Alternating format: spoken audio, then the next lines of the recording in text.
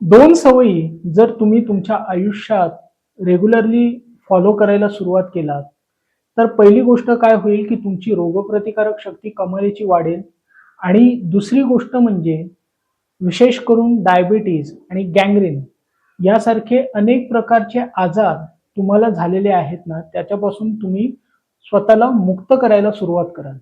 तर काय आहे सवय? त्यासाठी आपल्याला चांगलं जिथे जंगल असेल थोडं किंवा भरपूर झाडं असेल, मातीचा संबंध येत असेल, अशा ठिकाणी आपल्याला अनवाणी चालायचं आहे. जिथे भरपूर झाडं आहेत तिथे अनवाणी चालायचं आहे.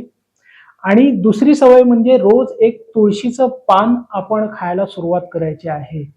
जर या 2 सवयी जर तुम्ही रेग्युलरली फॉलो करायला सुरुवात केलात, तर तुमच्या आयुष्यात ना आजार छूमंतर होतील आणि तुमचं आरोग्य हे सुंदर बनेल, समृद्ध बनेल.